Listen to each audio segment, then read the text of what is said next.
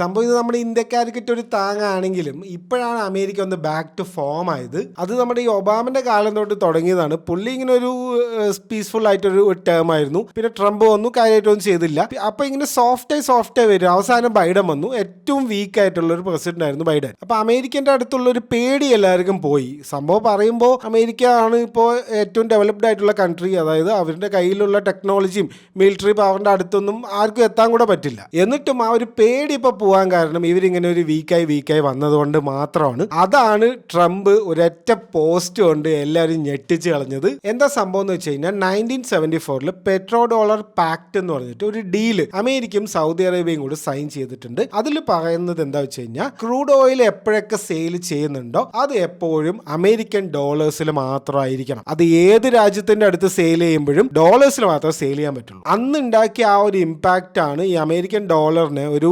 Global currency ആയിട്ട് മാറ്റിയത് തന്നെ. ഈ USD ഡോമിനന്റ് ആയിട്ട് ഇത്ര കാലം നിൽക്കാനുള്ള ഒരു കാരണവും ഇത് തന്നെയാണ്. ഈ ഡീൽ വെച്ചിരിക്കുന്ന 50 കൊല്ലത്തേക്കാണ്. അപ്പൊ 2024 അത് കഴിഞ്ഞു. അങ്ങനെ ഇരിക്കുമ്പോഴാണ് നമ്മുടെ ബ്രിക്സിലെ ആൾക്കാർ വരുന്നത്. പുതിയൊരു സംഭവം. Brazil, Russia, India, China, south Africa, അങ്ങനെ ഒരു 5 കൺട്രി, എമേർജിങ്, ഡെവലപ്ഡ് ആയിട്ടില്ല എന്നാൽ ഡെവലപ്പ് ആവാൻ പോകുന്ന കൺട്രികൾ എല്ലാവരും കൂടി ചേർന്നിട്ട് വരികയാണ് പുതിയൊരു ഡീൽ ഉണ്ടാക്കാൻ വേണ്ടിയിട്ട്. റഷ്യക്കാരാണ് ഇത് മുൻകൈ എടുത്ത് ചെയ്യുന്നത്. എന്താ സംഭവം? റഷ്യ ഉക്രൈൻ യുദ്ധം വന്നപ്പോൾ അമേരിക്കക്കാർ സാങ്ഷൻസ് പ്രഖ്യാപിച്ചു. അതായത് നിങ്ങളുടെ ഒരു സംഭവം ഞങ്ങൾക്ക് വേണ്ട, ഇവിടുന്ന് ഒരു സാധനം അങ്ങോട്ട് എക്സ്പോർട്ടും ചെയ്യുന്നില്ല. അതേപോലെ ഓയിലിന്റെ ട്രേഡിങ്ങും നിങ്ങൾ നിർത്തുകയാണ്. അതായത് റഷ്യയിൽ ഒരുപാട് ഓയിൽ ഉണ്ട്, അതൊന്നും ഇനി അമേരിക്കക്കാർ എടുക്കുന്നുമില്ല, യൂറോപ്പുകാരും എടുക്കുന്നില്ല എന്ന് പറഞ്ഞിട്ട് സാങ്ഷൻസ് പ്രഖ്യാപിച്ചു ബൈഡൻ. ഇത് റഷ്യക്കാർക്ക് വന്നൊരു അടിയാണ്. ഇത് നമ്മൾ ഇങ്ങനെ കാണുന്ന പോലെയല്ല. അതായത് അവർക്ക് ഒന്നും ചെയ്യാൻ പറ്റില്ല. രാജ്യത്ത് ഒരു കൊക്കക്കോള അല്ലെങ്കിൽ എന്തെങ്കിലും അമേരിക്കൻ പ്രൊഡക്റ്റ് ഒന്നും കിട്ടാത്തൊരവസ്ഥ. അപ്പൊ ഇങ്ങനെ പെട്ടുപോയ റഷ്യയും പുട്ടിനും എല്ലാവരും കൂടി ചേർന്നിട്ട് ഇപ്പൊ ഇന്ത്യക്കാർക്ക് നോക്കുമ്പോൾ അമേരിക്കൻ്റെ അടുത്ത് വലിയ പ്രശ്നമൊന്നുമില്ല, സുഖമായിട്ട് പോവാണ്. എന്നിട്ടും